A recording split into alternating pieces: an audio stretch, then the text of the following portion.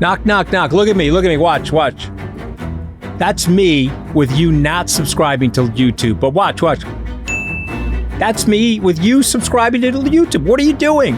Press the button. Subscribe now. You got to help me out, okay? Caddy's a way better salesman than me. But watch. Happy, not subscribing, not happy. Please subscribe now.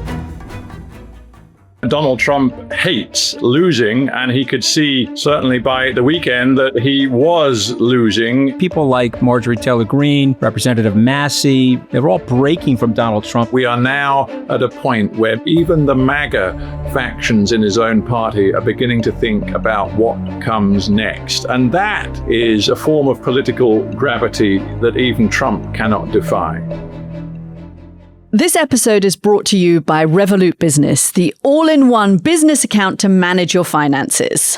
You know, global business once meant slow business, bureaucratic work, payments lost in transit and transfers, and took days instead of seconds. Revolut Business makes that a relic of the past. Send and receive payments in over 30 currencies to more than 150 destinations during market hours within plan allowance, all at the same interbank rates that banks use without any of the middlemen or the guesswork. So whether you're paying a team in Dublin or an invoice in Sydney, your money moves fast and lands clean. With automatic orders and price alerts, your money keeps perfect timing, moving when the rate's right. Exchange like an expert. Open a Revolut business account today by scanning the QR code on screen or using this link in this episode's description. Add money by the 31st of December 2025 to get a £200 welcome bonus or the equivalent in your local currency. Feature availability varies by plan. Offer available for new business customers in the UK, US, Australia, and Ireland. Fees and terms and conditions apply. Welcome to The Rest is Politics with me, Anthony Scaramucci. Joining us in substitution of the great Caddy K is the legendary Stephen Sackur. Now, Stephen had joined us earlier in the year.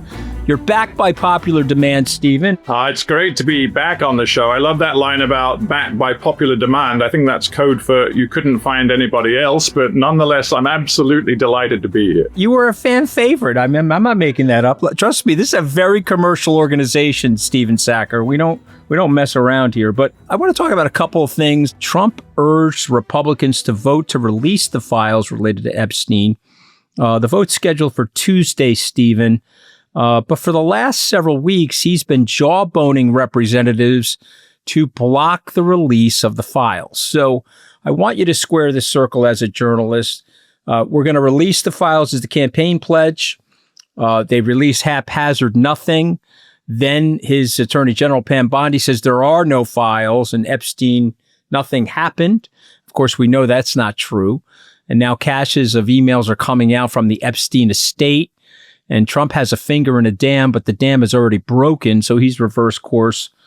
What's your analysis of all this? What do you think he's doing and thinking? I guess, to put it crudely, Donald Trump absolutely hates losing, and he could see certainly by the weekend that he was losing in this effort to block and thwart a House vote on the so-called Epstein Files Transparency Act. The numbers in the House were no longer working for him, and it became plain that if he continued to demand that his party stand up and fight on this, it was going to be a losing battle. And rather than take the loss in that formal sense, he decided to declare that in capital letters he no longer cared, and that as far as he was concerned, the House could go ahead with the vote and the files, all of them that the Justice Department hold, could be released. So as you say, it's a massive fundamental U-turn. All of that guff that he's been giving us about the Epstein hoax and why it would be completely wrong and unreasonable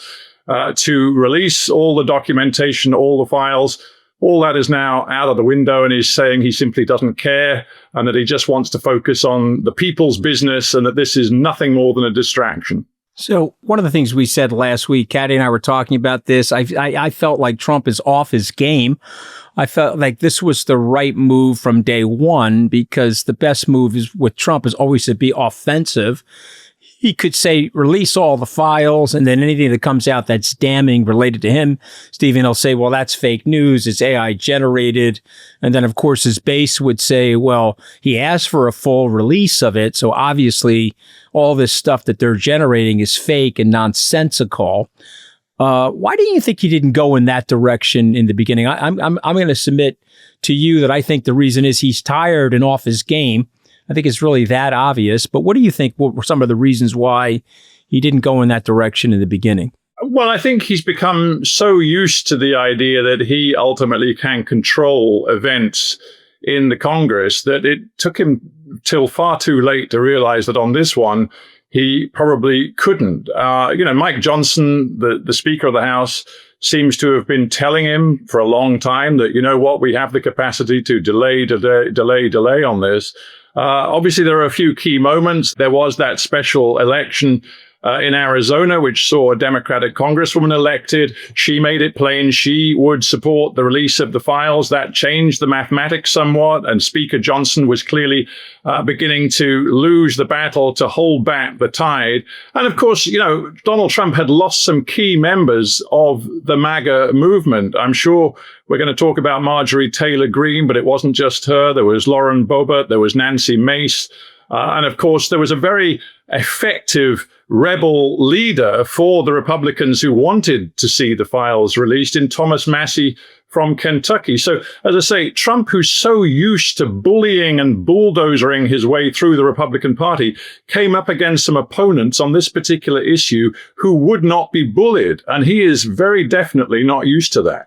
So one of the thoughts here is that because there's an ongoing investigation, he's going to go to Kash Patel and Pam Bondi, and he's going to have them specifically because of criminal procedure block the release of the evidence. He doesn't want the evidence out there because it could unduly influence a jury or unduly influence a judge. But there are risks to that.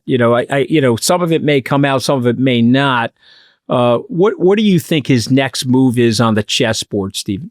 Yeah, I think the one you're alluding to, the sort of legal maneuvering, get the Justice Department involved in specific investigations to restrict what can actually be released, even if the Congress now votes for a full release. I think that's going to look to the American public like yet more games playing. And I'm getting the sense on the Republican side that there are now significant numbers of generally loyal people who want the games playing to stop. And it was interesting that over the weekend, Thomas Massie, as I say, the congressman from Kentucky, who was the leader of those few Republicans who wanted the full release of the Epstein files, he was saying that he believed up to 100 of his party colleagues were now minded to back him and go against the wishes of the president. So I think if Trump and his team in the White House still think they can game this out by working in the Senate and then playing with procedures according to, as you say, the law and the Justice Department, I think that's going to really make things look worse yet again for Trump and his team. My guess is they won't do that now. It's not clear. We don't know, Anthony, you don't know, and I don't know exactly what is in these thousands of documents that have yet to be released. Chris Murphy, the Democrat senator, said something interesting. He said, look, Donald Trump is not a selfless guy. The reason why he's been trying to block the release surely is something to do with him. He's not trying to protect others. That's not the kind of guy Donald Trump is. He's trying to protect himself. So it may be there will be some more significant damage done to Donald Trump himself in the documents yet to be revealed, or it may be, frankly, they're a bit of a damp squib when it comes to Trump himself. We don't know, but I think it is clear now that his stand in recent weeks and months has been damaging, and I reckon even he now realizes it's time to change the tune. One of the most fascinating things about all this is the cult around Donald Trump, where he says no more forever wars. He starts bombing people. War for the bombs. War for the bombs in Iran. War for the aircraft carriers off the coast of Venezuela. He says we're going to disclose the Epstein documents. They're for it. Then he says it doesn't exist. And they're saying, oh, that's okay too. He's calling it a hoax. And now he's saying release everything, release everything from the hoax. So So get in the mind, if you can, of a red hat wielding MAGA participant in the Trump cult. How do they square all this? Tell me what goes on. Like, this is the shooting on Fifth Avenue and being able to get away with it. So tell me how he does it, Steve. Yeah, well, you say, how do they square it off? I say some of them can't square it off. Some of them are squirming. And I think some of them are actually deeply embarrassed about the position that they find themselves in right now. I mean, all they can do right now in terms of defending Trump and his U-turn and his inconsistencies and the position that seems to make no sense, all they can do is say, you know what, wait till it all comes out and you will see that there is nothing damaging, no proof of any kind of any illegality or any terrible wrongdoing by Donald Trump in relation to Jeffrey Epstein. But, the American public heard Donald Trump for so long on the campaign trail saying that these Epstein files were symptomatic and symbolic of something deeply important. That is the rot, the dirt, the corruption that had polluted the American elite and that the American public had a right to know all about. The fact that he then shifted once in power to saying it was all a hoax and the American public shouldn't be told what was in all of the files and the documents, that was one heck of a position change, which I don't think a lot of Americans, even on his own side, will easily forget. And I think there are people close to him who have begun to realize just how corrosive this whole thing has been to the Trump project, the Trump second term. So, Stephen, it feels like the Republicans are shooting Trump from inside the tent. How do you think the Democrats are going to use that? We've got an upcoming election, the midterm elections. It's a while away, but it's still, they're going to start setting their sights on it in the first quarter of 2026. I feel like the Democrats are behind a step here. Do you believe that's the case? And if you don't believe that's the case, what do you think they're going to do? Well, so far, we've been talking about Epstein, the release of the Epstein files, because that is so front and center in the news right now. But I would think, and my opinion is, that if the Democrats go too hard and too focused on this over the next few days and weeks, they're making a mistake and they're missing a political trick. Because I think if you look deeper into what's happening to Trump, and I like your idea that Trump is off his game right now and seems somewhat unbalanced by recent events, I would say that the even greater evidence than his U-turn on the Epstein files is how right now he's mishandling some of the fundamentally important debate about affordability in America, the cost of living, the crunch that ordinary folks are feeling with their pocketbook, the fact that inflation has not been conquered. In many different sectors of the economy, Americans are still struggling. I think Donald Trump is off his game when it comes to addressing that. And I think that's where Democrats have the political traction. I mean, we saw it in the off-year elections, in the governor's races in New Jersey and in Virginia. Obviously, we saw the Mamdani win in New York as well, but that had its own special factors. But the bottom line is the affordability question is hurting the Republicans right now. Donald Trump, in recent interviews, has suggested it's a con job, it's hype, and that Americans have never had it so good, and it's just the Democrats trying to persuade them that things are bad when in fact they're great. And that, I don't think, is a great place for Donald Trump to be when Americans do actually feel the affordability crisis. So that's where, if I were a Democrat, I would be putting my focus right now. I'm wondering about the bad judgment. I feel, again, and this is just, I'm gonna take this argument over from last week because, again, these are just my instincts, Stephen. I feel like he's tired. I feel like he's distracted. I feel like his economic team has come to him and said, hey, the prices, you can lie about them all you want. They don't say it like that to him. They say, well, Mr. President, yes, some of the prices are down, but the prices are astronomical. If you go to buy a pot roast out here on Long Island, it was $9 3 years ago. It's $38 US today. I mean, you're going to choke on it. I have friends of mine, they go buy a bag of groceries. It's $300. They've got one dinner in there.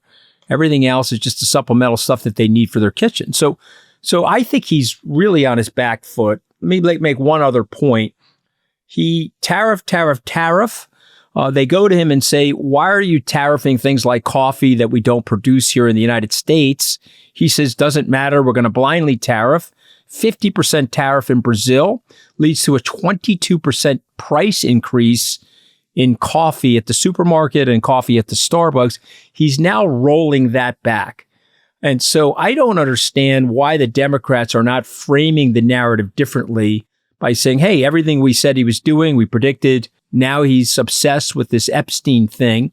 Why are they missing the narrative? Unless you don't think they are missing the narrative. No, Why are they missing the narrative? I absolutely think you are right. I couldn't comment on the Scaramucci family's pot roast situation, but it sounds a little grim. But there are other ways in which I again feel that Trump's not singing the right tune right now. For example, I think a few days ago, he suggested that Americans ought to get used to the idea of 50-year mortgages to address the affordability of housing that so many Americans are now experiencing. And for most folks, the idea that you're going to be in hock to the bank for the best part of all of your adult life simply to own a home, it is not an attractive idea. And I don't know why Donald Trump started to peddle it. And just one other, you sort of hinted at the degree to which Donald Trump has been distracted by foreign affairs, which I do think a lot of MAGA folks feel in recent months. One interesting interconnect between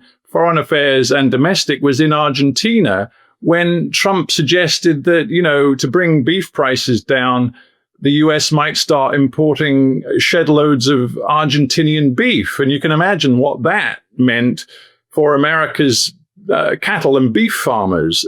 Again, it was just bad politics. It looked like he was more concerned about the interests of Mr. Milei in Buenos Aires than he was the farmers out in the American heartland. So I can't tell you exactly why this guy, who over his whole career has had this sort of incredible visceral ability to understand how to reach Americans who are not from his economic group, but he could understand how to reach them.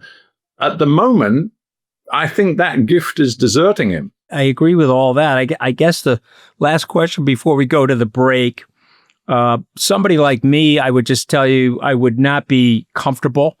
I think I have an element of a shame gene. I think Trump has no shame gene. He's mentioned 1,600 times out of 2,324 email threats. And just think of the pressure on him and think of the nefarious behavior around him. How does he do it, Stephen? You've met a lot of these world leaders. How does he do it? How does he pull it together? Yeah, well, he doesn't have shame. I mean, if he had shame, he'd have quit politics an awful long time ago, and he's still in the White House. So shame isn't a problem he has. I think, though, again, if we stick too closely to the Epstein files and what they might mean for Trump over the coming days and weeks, my hunch, my guess, and it's nothing more than that, because like I say, you and me, we don't know what's in the rest of those files. But my hunch is there's nothing in there that is going to come close to bringing Trump down. And do not forget, Anthony, that a lot of the bad stuff, and there's loads of bad stuff for Trump in there, in the phrases we've already seen about, Trump knowing about the girls and the fact he spent hours alone, according to Epstein, inside Epstein's home with one of the young women. Bad stuff, but none of it criminal, none of it pointing to actual illegality. But do not forget that a lot of the other bad stuff is about Democrats. A lot of the embarrassing stuff, the sleazy stuff, this sort of idea of a network of men who were familiar with what Epstein was up to, but didn't care or look the other way. It involves very senior Democrats. And you don't need me to mention them all now, but, we all know who they are because we've been discussing them for the last few days and weeks. So I don't think the Epstein files are a simple Trump problem. They're an American elite problem. And, I therefore don't think we should be looking to the next few days and weeks, whatever happens with the full release or not, to think that, hey, you know what, this could be Trump's demise. I, for myself, don't see that. And of course, Anthony, we always have to remember and to say that Trump absolutely denies any wrongdoing regarding Jeffrey Epstein. And he tells us that he broke the relationship long before Jeffrey Epstein was convicted or did that plea bargain in a court in Florida back in 2008. I agree with you. It's very important to bring that up. Stephen, there are some MAGA fractures. Marjorie Taylor Greene is clearly broken from him. Although she says she hasn't, she's still America first, but she's gone after him on prices. She's gone after him on Epstein.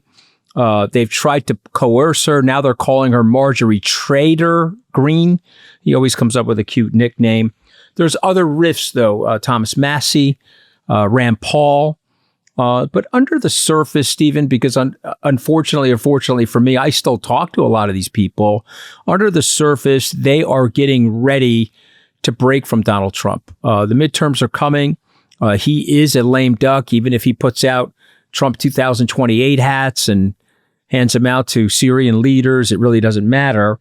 What say you about the current rift? Am I exaggerating the fissures here, or do you think that there's something here that's real that Trump should be concerned about? There is something very real here, and it's called political mortality.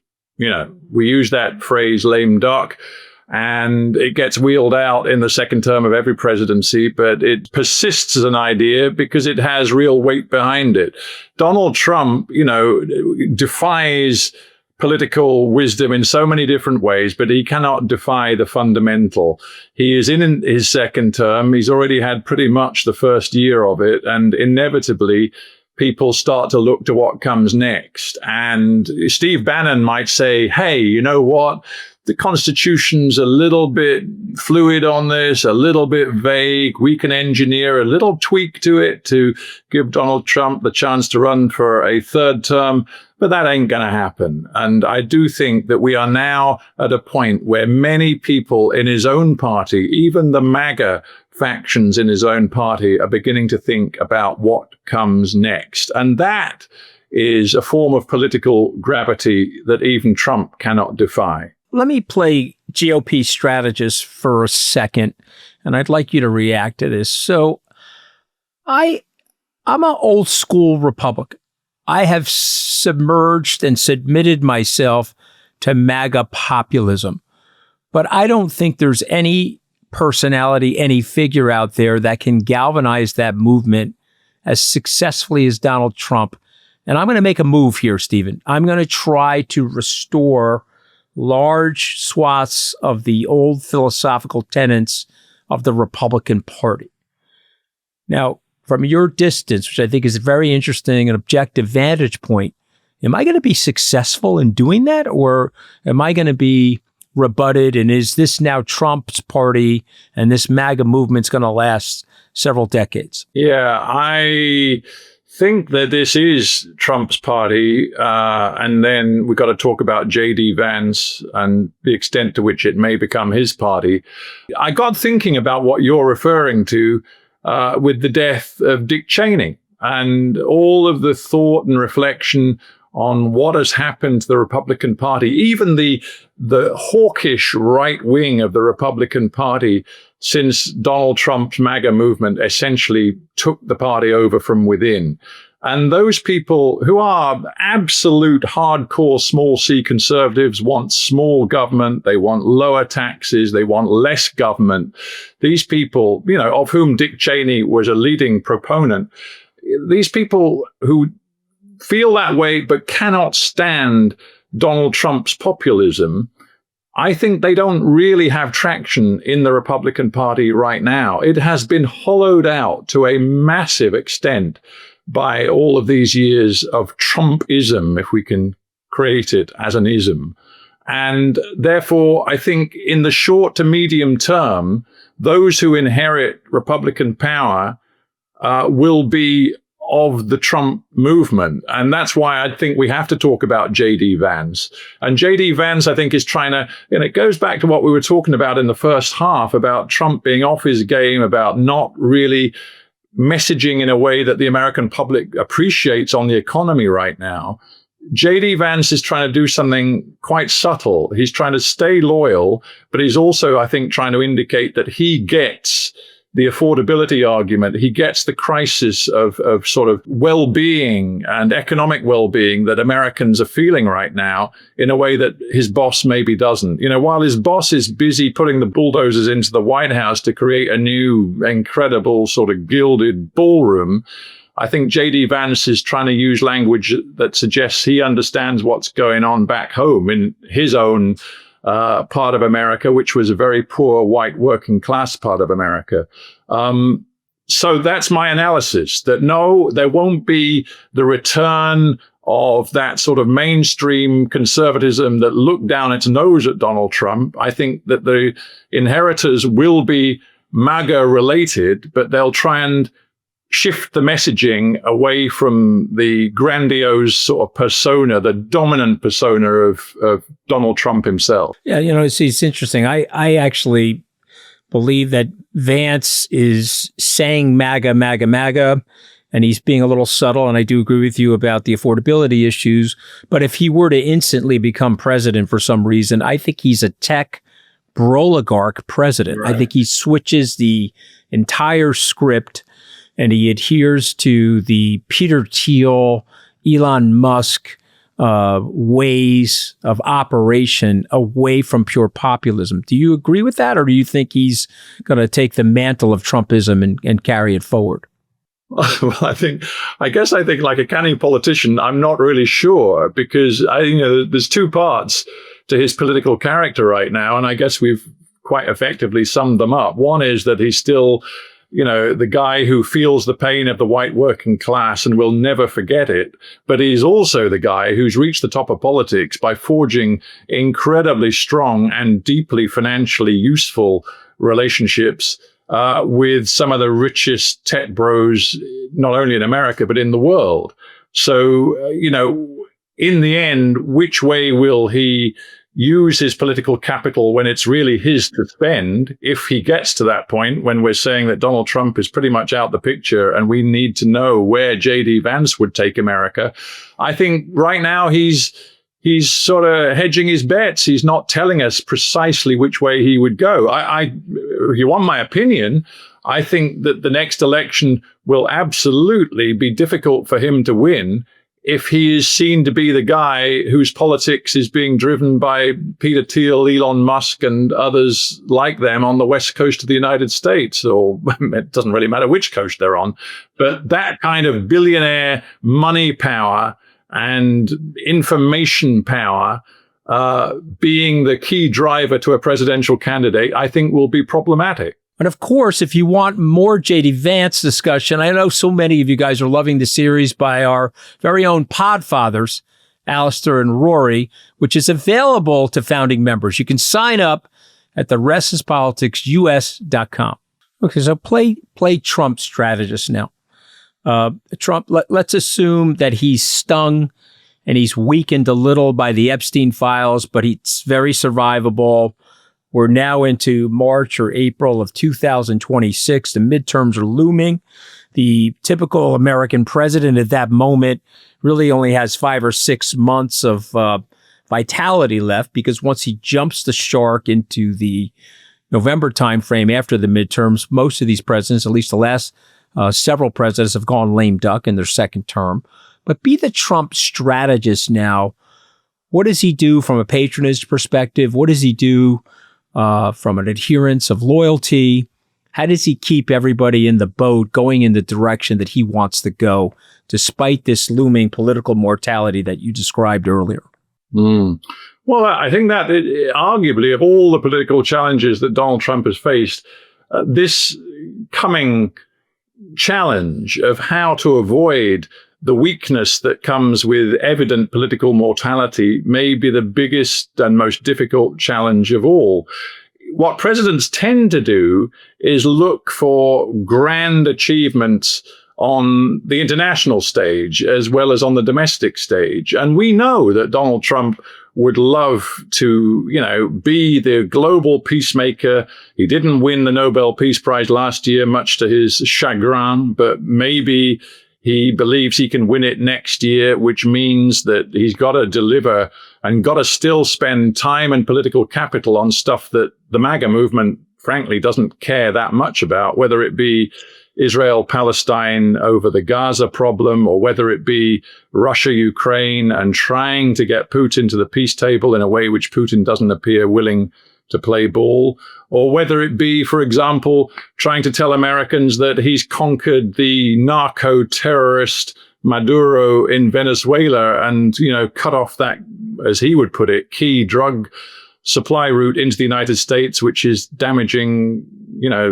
American health and well-being. Those are achievements he might look to, but the problem for him is that even if he were to achieve those things, and frankly, that's a very, very big if, that wouldn't really satisfy many of the people who voted for him last time around, because what they really care about is the home front, not the international front. So where does he build new alliances to shore up his MAGA movement? It's got to be turning the economy around. He keeps telling us that the economy is in great shape. That doesn't appear to be the experience of most Americans. So he's got a short period now of, let's say, the next 4, 5, 6 months at most, where he's really got to see the economy, and in particular things like the inflation rate, under control. Inflation, I believe, and much better than me, Anthony, is still running at around 3%. He needs to get that down. He needs those American shoppers whose shopping baskets are still so expensive to see some alleviation of that problem. And that, to me, is the only really important way in which he can try to, hold back the tides of political power draining away. It's interesting because he wants the Nobel Peace Prize. He's has this weird love affair. He says it's hate, but I think it's love with Barack Obama. I think he's enamored by Barack Obama's popularity. But he killed 80 people. He murdered 80 people off the coast of Venezuela without any due process. Now, maybe all of them, let me stipulate, maybe all of them are drug dealers. I don't know. But I'm going to channel my Rand Paul here for a second. They deserve due process, okay? The most embarrassing thing I can say about my country right now, Stephen, and there's lots of embarrassing things, but the thing I really dislike is we're number 7 on the Human Rights Watch list now as a result of doing these things. So you think he could win the Nobel Prize? No, I'd be amazed. We're in agreement on that. There's no effing way this guy's winning the Nobel Prize. I just thought I would ask the question. Yeah, I'll tell you a little thing. I every year for about 18 years, I've gone to Oslo to interview the winner of the Nobel Peace Prize. So over the years, I've gotten to know the people, the committee that hand out the prize pretty well. And I can tell you that if Donald Trump is next year's Nobel Peace Prize winner, I will try to eat this laptop that I'm talking to you on, because I think it's so unlikely that laptop is not going to get stuck in my throat. I'm going to serve you one of those get me out of there menus of like worms and cockroaches, okay? But I've got you at a 0% chance of eating that. Before we go, I just want to test this out on you. So if I was Trump's advisor, which thankfully I'm not, I would be like, Mr. President, you gotta make your last 2 years here about the America First movement. And you've got to go out there and find candidates that believe in your movement. The problem is your movement is somewhat ambiguous because you've told people that the policies are whatever you say they are. There really isn't a definitive platform. But if I'm him, I'm going to go full on with all my money, all my resources, all my media influence to try to dislodge all of these players inside the Republican Party that are against me. What say you on that strategy? I say you, if he goes all out sort of mafia boss and tries to destroy all his enemies, that's a one-way ticket to a hellish last 3 years of his presidency. I would, if I was so sort of pompous, I would give one piece of advice to Donald Trump, which I know he would never take, but I'll give it to him anyway for free. I would say, Mr. President, listen to Marjorie Taylor Greene. Now, there are lots of reasons not to listen to Marjorie Taylor Greene, but in the last 72 hours, she said some really interesting things. She said that she owns up to being part of a toxic political culture. She's expressed regret for some of the things that she said in the past that were so deeply offensively partisan and personal towards her opponents. She says America needs a different kind of politics. But interestingly, she says she still wants to be on Donald Trump's side. It's not that she's given up on the MAGA movement, on the idea that we need to restore American greatness. We need to concentrate on the home front. We need to disentangle ourselves from overseas affairs where American money is being spent in ways that are deeply unwise for the American people. She's not given up on any of that, but she clearly has reached a point where she thinks that the style of politics needs to change.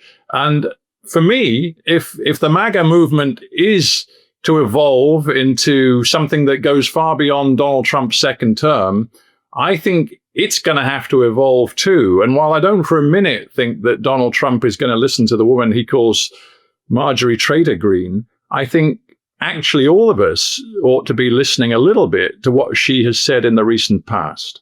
I think it's very well said, Stephen. I think your point about prioritizing affordability is going to be a big issue for Republican popularity going forward. This is something that the Democrats can really seize on because they left Trump with a fairly decent economy. And what we're going to learn by the midterm elections, that these tariffs and the push-pull stopping and starting of the tariffs and the insanity around them have actually done exactly what Jerome Powell said that they would do. It would create economic uncertainty. It would stall capital allocation to capital equipment in factories. It would slow down the marginal employee in terms of employment gains. And then lastly, it would increase prices. So all those things are happening right now, which is why you're seeing this course reversal from them on tariffs. But I greatly appreciate you being here. And before I let you go, tell me about the book. When are we going to see the book that you're publishing? Well, the book is the bane of my life in that I'm spending hour upon hour in my little study room trying to crank it out. I have promised the publishers it'll be done by March of 2026 to hit the bookshelves in the UK and the US and around the world in the autumn of 2026. And I do have to say, Anthony, I think it is pretty timely because what I'm looking at is the past, the present, and the future of fully independent, truth-telling journalism. I think we're in a very dark place for journalism right now. I think for all sorts of reasons to do with technology, the information landscape changing, but also the rise of different brands of authoritarianism in different parts of the world. It's a tough time, but I do want to write a book which is not only reflecting how tough times are, but I think there still can be a very bright future for independent journalism, and that's what I'm going to try and paint in the book. So before we go, Caddy did leave me the task of shouting out our brand new newsletter, where our founding members get exclusive content, behind-the-scenes gossip. We're spilling a lot of tea in the newsletter. Anyone can sign up and stay in the loop with U.S. politics. It's your chance to join thousands of readers and hear more about the stories behind the show. And be the first to hear about our live shows. Go on, sign up so I can report back to Caddy that I nailed this plug. It's the restispoliticsus.com. Become one of our newsletter members. All right, well, thank you again for joining us on the Rest is Politics US. It's a real pleasure. All right, God bless. We'll see you soon. See ya.